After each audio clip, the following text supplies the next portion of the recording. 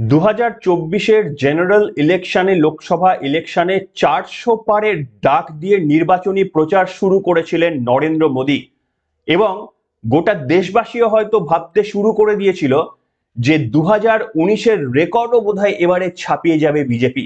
কিন্তু ফল বেরোতেই একেবারেই অবাক হয়ে যায় এবং সেই দিনকার শেয়ার মার্কেট যেভাবে নিচের দিকে ডাউনফল হয়েছিল সেটাই বুঝিয়ে দিয়েছিল যে মার্কেট সেন্টিমেন্টও এই ফলকে মেনে নিতে পারেনি। কিন্তু নরেন্দ্র মোদীর এই যে এত বড় একটা পতন 2024-এর লোকসভা নির্বাচনের পর, এমনকি এমন একটা পরিস্থিতি 400 পারের ডাক দিয়ে কার্যত একা বিজেপি 300 টপকাতে পারলো না, এই রকম একটা পরিস্থিতিতে দুই শরিকের হাত ধরে তাদের সরকার গঠন করতে হলো। চন্দ্রবাবু নাইডু এবং নীতিশ কুমারের সঙ্গী ছাড়া একেবারে দুটো স্ট্রেচারের মতো নিয়ে তাদেরকে সরকার গঠন করতে হলো। কোনো জনমত সমীক্ষা পর্যন্ত মিলে যায়নি। আর তারপর থেকেই প্রশ্ন উঠছিল যে এমনটা হলো কি করে। আর আজকে আপনাদের সামনে সেই তথ্য দেব যে ডোনাল্ড ট্রাম্প তিনি পরিষ্কারভাবে বলতে শুরু করে দিয়েছেন যে ভারতের ইলেকশনে যে পরিমাণ ইউএসএআইডির টাকা, ইউএসএড যে পরিমাণে ভারতের ইলেকশনকে প্রভাবিত, ভোটার টার্নআউটকে প্রভাবিত করার জন্য $21 মিলিয়ন যে ঢেলেছিল, সেটাই কি একটা বড় কারণ তাহলে নরেন্দ্র মোদীর এই একটা যতটা এক্সপেক্টেড ফল তার থেকে কম পাওয়ার জন্য? হ্যাঁ, আপনাদের মনে হতে পারে যে এই কথার কি ভিত্তি রয়েছে, আর সেই জন্যই আজকে পর্বটা কিছুক্ষণ অন্তত আপনাদের শুনতে হবে, যেখানে আমি ডোনাল্ড ট্রাম্পের গতকালের করা একটা মন্তব্য আপনাদের সামনে শোনাবো, যেখানে তিনি পরিষ্কারভাবে বলছেন যে এটা মনে হচ্ছে দেখে এই ইলেক্টেড গভর্নমেন্টকে চায়নি সরকার। এই ইলেক্টেড গভর্নমেন্ট অর্থাৎ কোন ইলেক্টেড গভর্নমেন্ট, নিশ্চিতভাবে নাম না বললেও এখন মোদী সরকার আছে তাকেই বোঝানো হয়েছে। এই ইলেক্টেড গভর্নমেন্টকে ফেলে দেওয়ার জন্য বা অন্য সরকারকে গঠন করার জন্যই $21 মিলিয়ন খরচা করেছিল আমেরিকা, আর যেটা তিনি এসে বন্ধ করে দিয়েছেন। এবং ভারতের প্রধানমন্ত্রী নরেন্দ্র মোদী এত বড় রাজনৈতিকবিদ, এত কিছু সোর্স রয়েছে তার, তিনি কি কিছুই জানতেন না 2024-এর লোকসভা নির্বাচনের আগে? তাহলে কি তার কাছে কোনো তথ্যই ছিল না? আর বিরোধী দলনেতা রাহুল গান্ধী, তার মুখ দিয়ে কি কোনো তথ্য, বেপাস তথ্য ফাঁস হয়েছিল? এই ধরনের ইউএসআইডি বা মার্কিন হস্তক্ষেপের জন্য তিনি কি কোনো মন্তব্য করেছিলেন? এই প্রত্যেকটি তথ্য ভিডিও নিয়ে আপনাদের সামনে আমি হাজির হয়েছি, এভিডেন্স গুলো একটা একটা করে জোগাড় করেছি। প্রত্যেকটা বক্তব্যের ভিডিও এভিডেন্স আজকের পর্বে আপনাদের সামনে আমি দেখাতে চলেছি। নমস্কার, welcome to simple as ABC. আপনাদের সকলকে স্বাগত জানিয়ে শুরু করছি অত্যন্ত গুরুত্বপূর্ণ এবং চিত্তাকর্ষক একটি পর্ব, যেটি আপনাদের সকলের জানা উচিত, অন্তত যারা 2024-এর লোকসভা নির্বাচনে পার্টিসিপেট করেছিলেন। দেখুন, প্রথমেই কালতি বিলম্ব না করে আপনাদের সামনে আমি শোনাতে চাইবো গতকাল ডোনাল্ড ট্রাম্প একটি মন্তব্য করেছিলেন। এই মন্তব্যটি শুনুন, একটু মন দিয়ে শুনবেন। And $21 million for voter turnout in India. What do we need to spend $21 million for voter turnout in India? Wow, $21 million. I guess they were trying to get somebody else elected. Wow, we ought to tell the Indian government. শুনলেন বন্ধুরা, কি বুঝলেন? Donald Trump একটা জায়গায় বলছেন, quote unquote, I guess they were trying to get somebody else elected. অর্থাৎ তিনি বলছেন যে আমার মনে হয় এই $21 মিলিয়ন খরচা করা হয়েছিল অন্য কোনো রাজনৈতিক দলকে জেতানোর জন্য। এইটা এই মুহূর্তের সব থেকে বড় স্টেটমেন্ট যে 2024-এর জেনারেল ইলেকশনকে প্রভাবিত করার জন্য আমেরিকার হস্তক্ষেপ হয়েছিল, সেটা যেমন প্রমাণিত। এই গভর্নমেন্ট যদি ডেমোক্র্যাট দল না হেরে গিয়ে রিপাবলিকান দল যদি নির্বাচিত আমেরিকায় না হতো, তাহলে এই তথ্যটা আমাদের কাছে আসতে পারতই না। এবং নরেন্দ্র মোদীর গভর্নমেন্টকে ইলেক্ট না করার জন্য যে এই অর্থ ব্যবহার করা হয়েছিল, এটা আর কোনো ঢাক ঢাক গুড়গুড় নয়। ডোনাল্ড ট্রাম্প স্বয়ং সেই তথ্যটি পরিষ্কারভাবে একদিকে দিয়েছেন। শুধু তথ্যই দেওয়া নয়, আপনারা জানেন এই ইউএসএআইডির জন্য ভোটার টার্নআউট, সেইটার জন্য কিন্তু আমেরিকার এই অর্থ খরচ হয়েছিল। একবার কল্পনা করে দেখবেন। কিন্তু আপনাদের সামনে যে তথ্য আমি এবার দেখাবো সেটা হচ্ছে রাহুল গান্ধীর কথা মনে আছে? 2023 সালে তিনি আমেরিকায় গিয়েছিলেন। আমেরিকায় গিয়ে একটা প্রেসকে দেওয়া বক্তব্যের সময় তিনি দাবি করেছিলেন যে ইউএস গভর্নমেন্ট, ইউরোপিয়ান ইউনিয়ন বা ইউরোপিয়ান দেশগুলো তারা তথাকথিত সেকুলারিজমের কথা বলে, তারা গণতন্ত্রের কথা বলে, অথচ ভারতের এই যে গণতন্ত্র লুণ্ঠিত হচ্ছে তারা এ বিষয়ে কেন কেউ নাক গলাচ্ছে না, কেন তারা সবাই চুপ করে বসে রয়েছে, এই প্রশ্নটি তুলেছিলেন রাহুল গান্ধী। আপনাদের মনে করিয়ে দিতে চাইবো রাহুল গান্ধীর করা সেই মন্তব্যটি একটু মন দিয়ে শুনুন। এর সঙ্গে কি তাহলে কোনো লিংক আছে নাকি? শুনুন।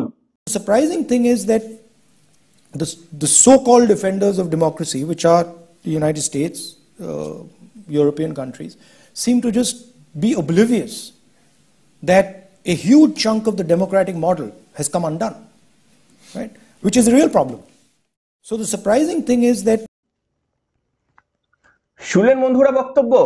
2023-এ করা রাহুল গান্ধীর বক্তব্য পরিষ্কারভাবে এটা বুঝিয়ে দিয়েছিল যে তিনি মার্কিন হস্তক্ষেপ চেয়েছিলেন আমাদের দেশের গণতন্ত্রের জন্য। তিনি ভারতের, সেই দিনও প্রশ্ন করেছিলাম যে এই আলোচনা হওয়া উচিত ভারতের পার্লামেন্টে, আমেরিকায় গিয়ে এই বক্তব্য রাহুল গান্ধী করতে পারেন না।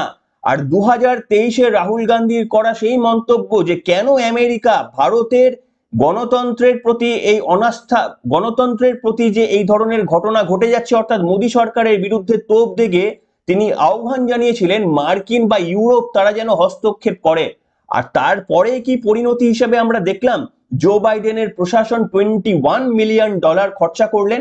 এটা কি তাহলে কোনোভাবে এর সঙ্গে রিলেটেড? আপনারা বুঝেই দেখুন আর আপনারা তথ্য আমাদের লিখে জানাবেন। কিন্তু আরো একটা ভিডিও আপনাদের সামনে জানাবো। তাহলে কি ভারতের প্রধানমন্ত্রী নরেন্দ্র মোদী 2024-এর লোকসভা নির্বাচনের সময় তিনি কিছুই জানতেন না? আজকে ডোনাল্ড ট্রাম্প ক্ষমতায় আসার পর তিনি কি এত কিছু জানতে পারলেন? এবং ডোনাল্ড ট্রাম্পের এই বক্তব্যের পরে কি তিনি বুঝতে পারলেন যে নির্বাচনকে প্রভাবিত করার জন্য আমেরিকা বা অন্য বিশ্বের অন্য দেশ থেকে অর্থ সাহায্য এসেছে? সেটা কি তিনি এত বড় নেতৃত্ব হয়ে এই প্রথম বুঝলেন? তাহলে তার ইনফরমেশন ল্যাগ আছে বলতে হবে, তার কাছে যথেষ্ট ইনফরমেশন পৌঁছে যায় না সময়ে, সে কথাও আমরা বলতে পারি, কিন্তু সেটা বলার জায়গা নেই।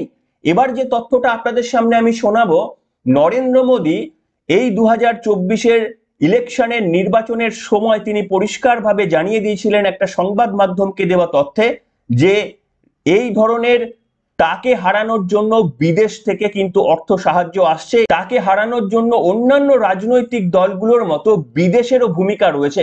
এই ভিডিও আপনাদের সামনে দেখাবো, কিন্তু তার আগে দেখাবো রাহুল গান্ধীর যে মন্তব্যটি একটু আগে আপনাদের সামনে আমি দেখালাম, যে মন্তব্যে রাহুল গান্ধী হস্তক্ষেপ চেয়েছিলেন আমেরিকার, সেই প্রসঙ্গে তীব্র আপত্তি তুলেছিলেন নরেন্দ্র মোদী।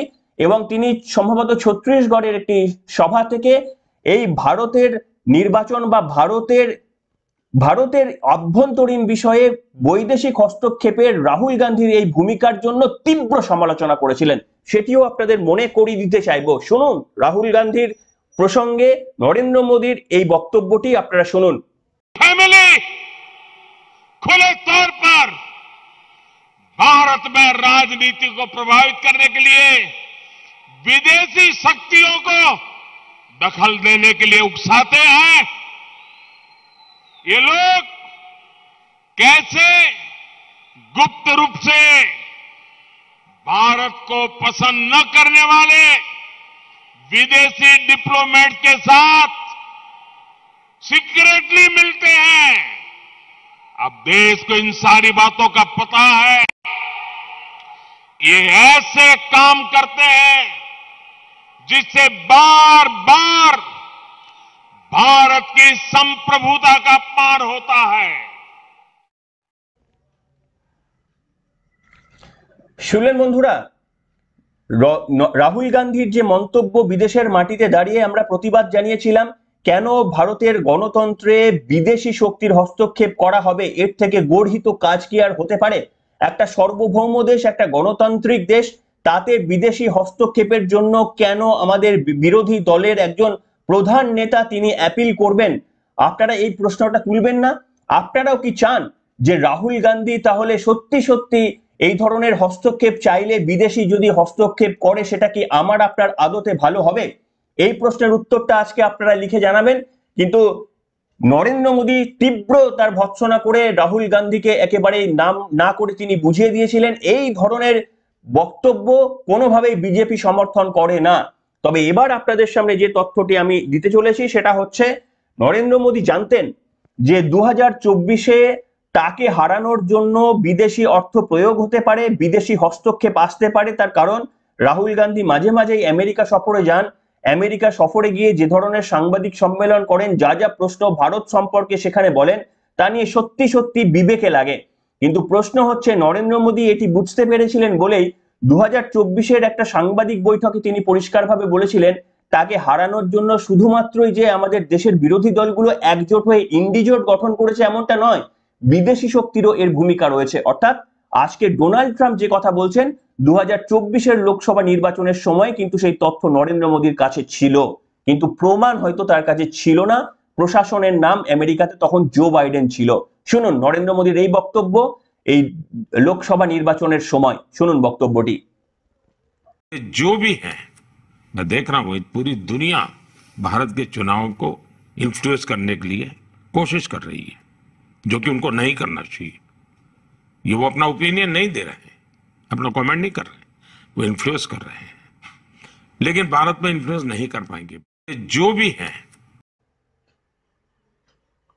শুনলেন বন্ধুরা নরেন্দ্র মোদীর বক্তব্যটি।